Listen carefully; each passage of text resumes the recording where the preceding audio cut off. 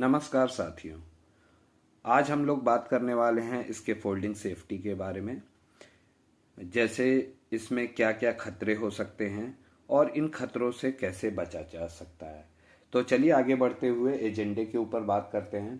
आज का एजेंडा होगा intent of scaffolding standard and procedure, what is scaffolding, type of scaffolding, parts of scaffolding, scaffold work hazard, hazard control measures of scaffoldings, audit and checks, key point for scaffold user, do and don'ts, applicable Indian standard and regulations. इन सभी के बारे में इसमें हम चर्चा करेंगे।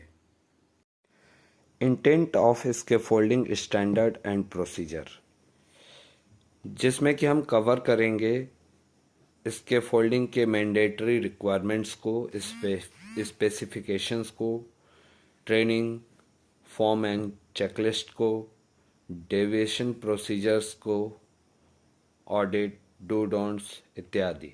साथ ही साथ हम इसमें मौजूद हैजार्ड को आइडेंटिफाई कैसे करेंगे, एरेक्शन कैसे करेंगे, मॉडिफिकेशन में क्या करना है, डिसमेंटलिंग कैसे करेंगे और साथ ही साथ स्टोरेज के बारे में बात करेंगे। सेफ प्रैक्टिस के बारे में भी हम साथ में थोड़ी चर्चा करेंगे कि कैसे हम सेफ प्रैक्टिस कर सकते हैं इसके फोल्डिंग में, और साथ ही साथ इसमें रोल एंड रिस्पॉन्सिबिलिटी का भी जिक्र होगा। सबसे पहले बात करते हैं कि इसके फोल्डिंग होता क्या है। तो इसके फोल्डिंग एक एलिवेटेड वर्किंग प्लेटफॉर्म होता है जो कि जनरली किसी स्ट्रक्चर को सपोर्ट करने के लिए या फिर ज़्यादातर ऊंचाई पर काम करने के लिए बनाया जाता है, ताकि वर्कर या मटेरियल के साथ वहाँ टेम्पररी बेस पर हम काम कर सकें। अब बारी आती है टाइप ऑफ इसके फोल्डिंग और साथ ही साथ इसके पार्ट्स के बारे में। तो चलिए सबसे पहले जानते हैं कि इसके फोल्डिंग कितने प्रकार के होते हैं। तो इसके फोल्डिंग वैसे तो बात करेंगे तो 3 प्रकार के होते हैं: सपोर्टेड स्कैफोल्ड, मोबाइल स्कैफोल्ड और सस्पेंडेड स्कैफोल्ड। लेकिन सपोर्टेड में बात करें तो tube and coupler scaffold, tubular welded frame scaffold और साथ ही साथ सिस्टम स्कैफोल्ड भी आते हैं, जिसके बारे में आगे हम चर्चा करते हैं। सबसे पहला नंबर आता है ट्यूब एंड कपलर स्कैफोल्डिंग। इसमें सबसे पहले जैसे बात करें इसके पार्ट्स के बारे में, तो कोई भी स्कैफोल्ड हो उसको सबसे पहले बनाने के लिए सॉइल प्लेट लगाते हैं, क्योंकि ज़मीन की कंडीशन कैसी है, मडी है, रेतीली है या कैसी है, तो उसके अकॉर्डिंग हम सॉइल प्लेट लगाते हैं। देन उस पर बेस प्लेट लगा के और उसके बाद टिपिकल जॉइंट कनेक्शन या के माध्यम से पोस्ट खड़ा करते हैं और उसके ऊपर बैरियर लगाते हैं और साथ ही साथ बैरियर के ऊपर रनर, और फाइनली हम सभी को रिजिड क्लैंप या सेवल क्लैंप के द्वारा टाइटन करते हैं और फाइनली हम वर्किंग प्लेटफॉर्म प्रोवाइड करते हैं, जिसमें कि हमें ध्यान रखने की ज़रूरत है कि प्लैंकिंग सही होनी चाहिए, गार्ड रेल होने चाहिए, hand rail, mid rail, toe guard, ये सारी चीज़ें होनी चाहिए। अब हम आगे बढ़ते हैं तो सिंगल इंडिपेंडेंट स्कैफोल्ड, जैसा कि आप शायद इस फोटोज़ में देख पा रहे होंगे, सिंगल स्कैफोल्डिंग का फोटो आपके सामने है, जो कि किसी न किसी स्ट्रक्चर या किसी अन्य माध्यम के द्वारा सपोर्टेड होता है। और उसके बाद आता है इंडिपेंडेंट स्कैफोल्ड। ये सेम स्कैफोल्ड है, इसमें कुछ कंफ्यूज होने की जरूरत नहीं है। बस इसमें सिंगल स्कैफोल्ड में एक सिंगल लाइन होती है जो किसी स्ट्रक्चर के द्वारा सपोर्ट लिया जाता है। नेक्स्ट आता है, अगर बात करें तो स्कैफोल्डिंग कपलर्स, जो कि स्वेल कपलर होता है और right angle coupler. Swell coupler आपस में पाइपों को 90 डिग्री के एंगल पे ज्वाइंट करने के लिए होता है और राइट एंगल कपलर कोई एंगल देने के लिए, जैसे फॉर एग्जांपल हम क्रॉस ब्रेसिंग वगैरह लगाते हैं तो इसके माध्यम से हम दे सकते हैं। फिर ये जो आप आगे देख पा रहे होंगे वेल्डेड फ्रेम स्कैफोल्ड, इसमें वेल्डेड फ्रेम का इस्तेमाल किया जाता है। जैसा कि आप देख पा रहे होंगे इसमें सीढ़ियाँ जो होती हैं अंदर साइड से प्रोवाइड की जाती हैं। अगला है सिस्टम स्कैफोल्ड। दोस्तों इसमें भी कुछ अलग नहीं है, इसमें भी soil plate, base plate, runner या पोस्ट, ये सारी चीज़ें होती हैं। बस इसका जो माध्यम होता है वो एक एंकरेज पॉइंट होता है, ना कि कोई कपलर या ऐसा कुछ प्रोवाइड करते हैं। इसमें जस्ट जो एंकरिंग पॉइंट है वो मैन्युफैक्चरर के हिसाब से अलग अलग हो सकता है। जैसा कि आप 4 डिज़ाइन अलग अलग मैन्युफैक्चरर के देख रहे होंगे तो ये वेरी कर सकता है, लेकिन ये सिस्टम इसके फोल्ड जो है जस्ट रेडी टू यूज़ है, मतलब जस्ट इसमें फंसाया और टाइटन किए, देन अगले पोस्ट की ओर, अगले प्लेटफॉर्म की ओर बढ़ गए। इसको ऐसे तैयार किया जाता है। बाकी सारी ही चीज़ें सेम ही होती हैं। इसमें भी चढ़ने उतरने के लिए लैडर्स या स्टेयर्स प्रोवाइड करते हैं, या hand rail, mid rail, toe board, ये सारी चीज़ें होती हैं। जनरली ये बिल्डिंग या कोई स्ट्रक्चर वगैरह बनाने में काम में लाया जाता है। फिर बारी आती है मोबाइल स्कैफोल्ड की। जनरली ये स्कैफोल्ड हम एक जगह से दूसरे जगह ले जाने के काम में यूज़ करते हैं। जैसे हमें कई जगहों पे ऊंचाई पे काम करना है और पास पास में, तो ऐसे स्कैफोल्ड को हम प्रयोग में लाते हैं। इसमें ध्यान रखने योग्य बात एक होती है कि नीचे चक्के प्रोवाइड किए जाते हैं, जिसमें या तो लॉकिंग अरेंजमेंट नहीं तो व्हील चोक का प्रयोग करना अनिवार्य होता है। और साथ ही साथ हमें जिस ऊंचाई का स्कैफोल्ड चाहिए, जैसे एग्जांपल के लिए अगर हमें 15 फीट ऊंचाई का स्कैफोल्डिंग चाहिए तो नीचे का बेस का लंबाई जो है हमें 7 फीट रखना पड़ेगा और चौड़ाई कम से कम 5 फीट रखना आवश्यक है। साथ में अगर ऊंचाई बढ़ती है तो इसमें ब्रेसिंग भी या क्रॉस ब्रेसिंग भी हम प्रोवाइड कर सकते हैं। अब आगे बढ़ते हैं 2 पॉइंट सस्पेंडेड स्कैफोल्ड पे। तो 2 पॉइंट सस्पेंडेड स्कैफोल्ड जनरली हम चिमनी या ऊंची इमारतों के साफ सफाई या पेंटिंग जॉब के लिए यूज़ में लाते हैं। जैसा कि आप देख पा रहे होंगे 2 पॉइंट पे इस पूरे स्कैफोल्डिंग का लोड होता है, जो कि बिल्डिंग के दीवार या स्ट्रक्चर के दीवार से हम सपोर्ट देके इसको प्रोवाइड करते हैं। इसमें ध्यान रखने योग्य बात यह है कि सबसे पहले हमें सस्पेंडेड प्लेटफॉर्म को स्ट्रक्चर या किसी अन्य माध्यम से लॉक करने की ज़रूरत होती है जहां हमें काम करना है, और साथ ही साथ हमें इसमें वायर रोप यूज़ करना है। हालांकि हम सिंथेटिक भी यूज़ कर सकते हैं या फाइबर भी यूज़ कर सकते हैं, लेकिन जिस भी लोड कैपेसिटी का करेंगे हम 6 गुना ज़्यादा कैपेसिटी का वायर रोप यूज़ करेंगे। भरसक मैं सलाह यही दूंगा कि रोप का यूज़ ना करें, वायर रोप ही यूज़ करें। और साथ में एक चीज़ और कि हम किसी भी इसके फोल्डिंग पे काम करें, उस पे जितने लोग भी काम करें सारे सेफ्टी बेल्ट या फुल बॉडी हार्नेस का प्रयोग जरूर करें। और साथ ही साथ इंडिपेंडेंट एंकरेज पॉइंट होने चाहिए जो कि इसके फोल्डिंग से बिल्कुल अलग होने चाहिए, ताकि इसके फोल्डिंग कोलैप्स होने की भी कंडीशन में उनकी जान बच सके। सेफ्टी स्टैटिक्स क्या कहता है? अगर बात करें यूके या यूएस के सेफ्टी डाटा पे, तो मोर देन 70% जो इसके फोल्डिंग से रिलेटेड एक्सीडेंट होते हैं वो पुअर प्लैंकिंग या सपोर्टिंग या ऑब्स्ट्रक्शन या कोई किसी एम्प्लॉय के स्लिप होने या किसी चीज़ के टकराने या किसी फॉलिंग ऑब्जेक्ट के ही द्वारा होते हैं। साथ में इसके फोल्डिंग की स्टेबिलिटी जो भी कहीं ना कहीं कारण हो सकती है इसके फोल्डिंग से रिलेटेड मेजर एक्सीडेंट के। अब बात करते हैं इसके फोल्डिंग से रिलेटेड हजार्ड के बारे में। तो सबसे पहले नंबर आता है फॉल फ्रॉम एलिवेशन, जो कि जिसका कारण हो सकता है स्लिप होना या अनसेफ एक्सेस का होना या और कुछ। उसके बाद स्ट्रक्ट बाई, मतलब हम किसी फॉलिंग टूल या डेब्रिज वगैरह से टकरा के फॉल हो सकते हैं।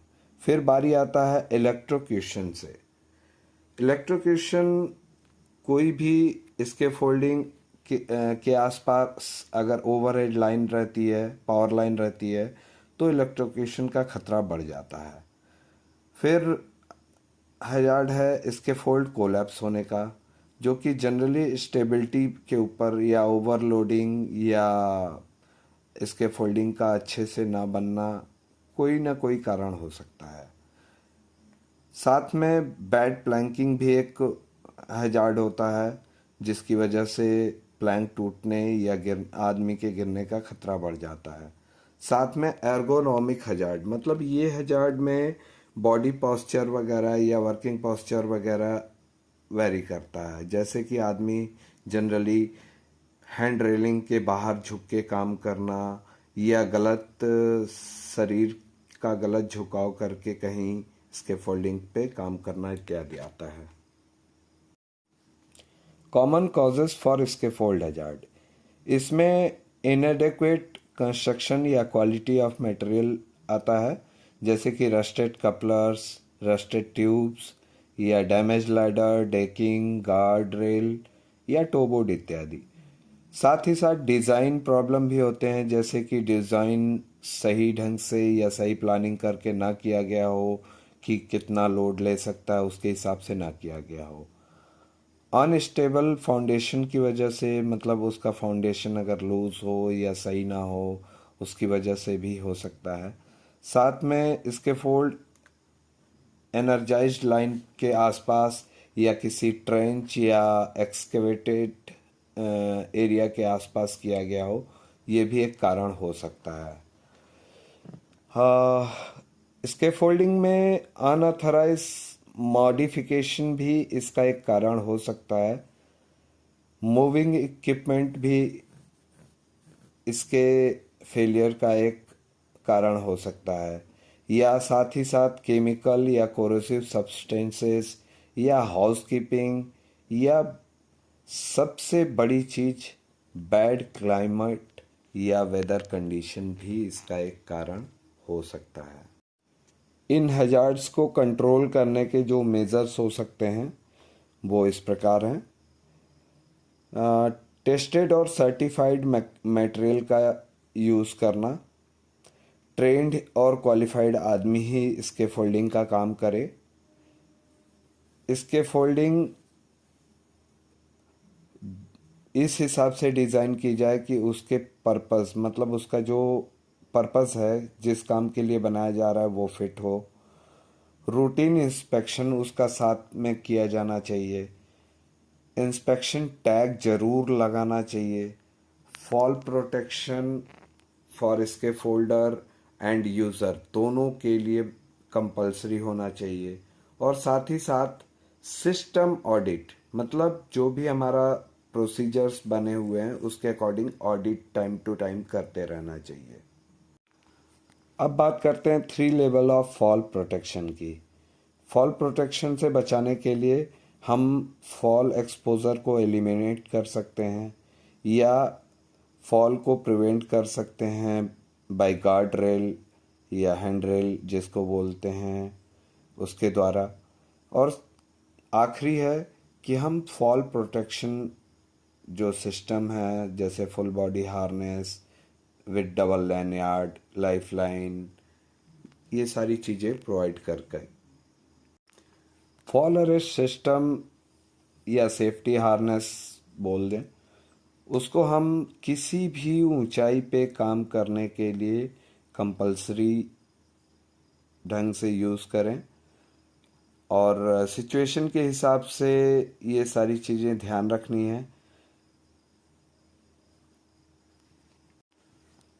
गार्ड रेल या मिड रेल या अन्य सिस्टम प्रोवाइड करने के बावजूद भी हमें फॉल प्रोटेक्शन सिस्टम जो है, फॉल अरेस्ट सिस्टम यूज़ करना कंपलसरी होना चाहिए। साथ में जैसे इसमें हम क्रेन बास्केट वगैरह में जैसे कि वहाँ पूरे गार्डेड होते हैं, फिर भी हमें यूज़ करना है। किसी भी ओपन एज पे भी हमें इसे यूज़ करने की ज़रूरत है। किसी भी बिना केज के लैडर अगर यूज़ कर रहे हैं तो उस पे भी हमें फॉल प्रोटेक्शन सिस्टम यूज़ करने का ज़रूरत कंपलसरी है। साथ ही साथ जो भी वर्कर इस पे काम करे ऊंचाई पे, वो फॉल अरेस्ट सिस्टम को कैसे यूज़ करना है इसके बारे में ट्रेंड होना चाहिए। अदर कंट्रोल की बात करें तो कभी भी बैड वेदर जैसे कि रेन फॉल या स्नोफॉल वगैरह के दौरान या हाई विंड या स्टॉर्म वगैरह हो, उस दौरान हमें इसके फोल्डिंग पे काम नहीं करना चाहिए।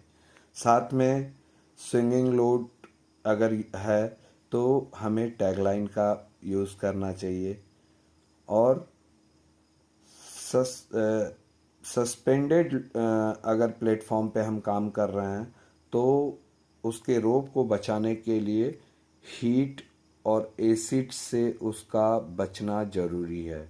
इसलिए ऐसे माहौल में हमें ध्यान रखना चाहिए कि हीट और एसिड का कोरोजन या प्रभाव उस रोप पे ना पड़े। अब आगे बढ़ते हैं, इसके फोल्डिंग टैग के बारे में चर्चा करते हैं। जनरली इसके फोल्डिंग टैग पे उसकी ड्यूटी का रेटिंग होना अनिवार्य है। जिस डेट को वो इसके फोल्डिंग बना है वो डेट मेंशन होना चाहिए। साथ में जो पर्सन उसको बनाया है या जो उसको इंस्पेक्शन किया है उसके बारे में भी डिटेल होना चाहिए। जनरली रेड टैग का प्रयोग हम, जैसा कि आप देख पा रहे होंगे, रेड टैग हम उस कंडीशन में यूज़ करते हैं जब इसके फोल्डिंग बन रही होती है या अधूरी होती है, तो हम रेड टैग का यूज़ करते हैं। बाकी डिटेल आप देख पा रहे होंगे कि इसके फोल्डिंग इनकम्प्लीट है, कृपया इसे यूज़ ना करें। इसी तरीके से ग्रीन टैग हम यूज़ करते हैं जब इसके फोल्डिंग पूर्णतया बन के तैयार हो जाती है, सारी चीज़ें जो बेसिक रिक्वायरमेंट रहती है वो सारी फुलफिल होती है, तब जाके हम उसे ग्रीन टैग हम लगा सकते हैं। ये रेड टैग और ग्रीन टैग का एक एग्जाम्पल है। अगर किसी को बनाना हो तो इसका रेफरेंस ले सकता है। अब बारी आती है ऑडिट एंड चेक्स की। तो फॉलोइंग चेकलिस्ट या चेक पॉइंट्स हम इसके फोल्डिंग प्रोसीजर में यूज़ कर सकते हैं। जैसे इसके फोल्डिंग को सर्टिफाइड करने के लिए चेकलिस्ट। अगला है कि इसके फोल्डिंग सेफ्टी ऑडिट चेकलिस्ट को हम फॉलो कर सकते हैं। साथ ही साथ हम इसके फोल्ड मटेरियल की चेकलिस्ट भी यूज़ कर सकते हैं, जैसे कि पाइप, लैडर, इसके फोल्डिंग प्लेटफॉर्म, ग्रेटिंग, जाली, क्लैंप, बेस प्लेट इत्यादि। और साथ ही साथ डिज़ाइन और लोड गाइडेंस का चेक पॉइंट भी हम यूज़ कर सकते हैं। इन्हीं सब के आधार पे हम इसके फोल्डिंग को सर्टिफिकेट प्रोवाइड कर सकते हैं। कुछ की पॉइंट दिए जा रहे हैं इसके फोल्ड यूज़र्स के लिए। तो सबसे पहले हमें इंश्योर करने की ज़रूरत है कि इसके फोल्डिंग को कॉम्पिटेंट पर्सन द्वारा ही इंस्पेक्शन करने के बाद सर्टिफिकेशन देना चाहिए। उसके बाद है कि कोई भी पार्ट या कोई भी मॉडिफिकेशन ना करें अनऑथराइज तौर पे इसके फोल्डिंग में। अगर मॉडिफिकेशन की ज़रूरत है तो एरिया इंचार्ज या कंपटेंट पर्सन के द्वारा चेक करवाने के बाद या डिस्कशन के बाद ही हम उसको ऑथराइज कर सकते हैं। अगर किसी इसके फोल्डिंग में हमें कुछ डाउट है तो हमें उस पर काम नहीं करना चाहिए, हमें तुरंत ट्रेंड इसके फोल्डर या कंपटेंट पर्सन से कांटेक्ट करने की ज़रूरत होती है। और साथ ही साथ हमें किसी भी इसके फोल्डिंग पे, चाहे वो आदमी का हो, वेट या टूल्स का हो या इक्विपमेंट का हो या मटेरियल का हो, उसे ओवरलोड नहीं करना है किसी भी स्थिति में।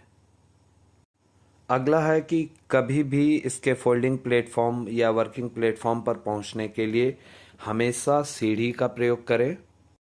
साथ में कभी भी इसके फोल्डिंग के पार्ट्स पे पैर रख के उस पे चढ़ने की कोशिश ना करें। और कभी भी सीढ़ी से चढ़ते या उतरते समय हमेशा फेस को इसके फोल्डिंग के साइड ही रखना है। हमें ये भी ध्यान रखना है कि सीढ़ी पर उतरते या चढ़ते समय हमारे 3 पॉइंट कांटेक्ट सीढ़ी पे हमेशा बने रहने चाहिए और साथ में किसी भी मटेरियल को हाथ में लेके नहीं चढ़ना है। कभी भी इस प्लेटफॉर्म को हमें डेब्रीज, ऑयल, ग्रीस या अदर ट्रिपिंग मटेरियल से दूर रखना है। कहने का मतलब कोई भी ऐसा पदार्थ या मटेरियल नहीं होना चाहिए जिसके कारण हमारा फॉलिंग हजार्ड बढ़ जाए। और साथ में ये भी ध्यान रखना है कि लैडर के या रंग्स पे वो कोई स्लिपरी ऑयल या ग्रीस ना लगा हो। हमेशा काम के बाद हमें इसके फोल्ड मटेरियल को डीकंटामिनेशन करने की ज़रूरत होती है, खासकर जब हम टॉक्सिक केमिकल या टॉक्सिक वेस्ट मटेरियल या फ्लेमेबल मटेरियल का यूज़ कर रहे हों इसके फोल्डिंग पर।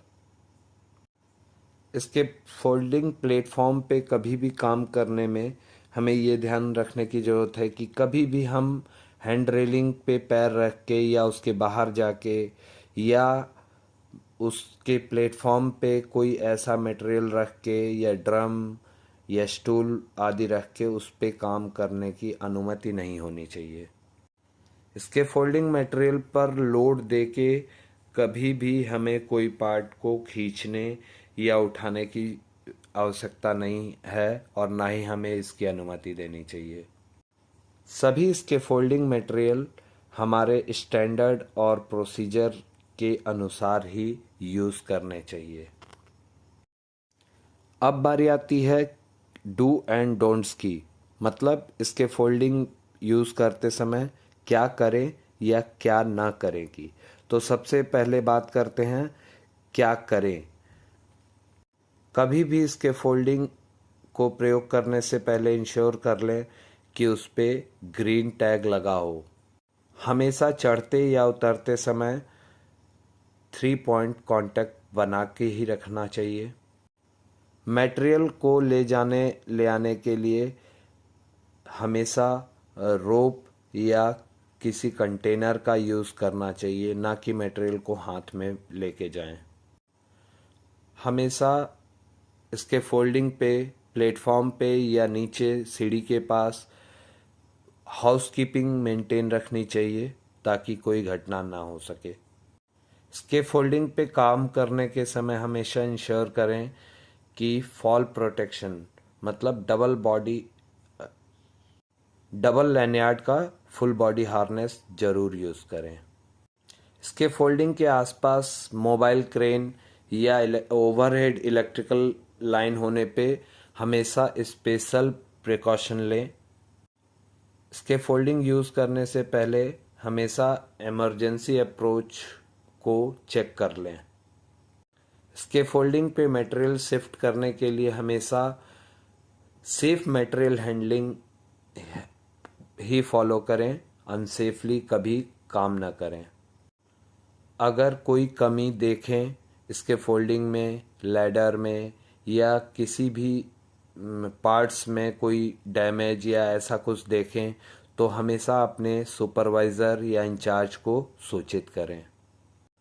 इसके फोल्डिंग को हमेशा वीकली बेस पे रैंडमली चेक करते रहना चाहिए। अब बारी आती है क्या न करें की।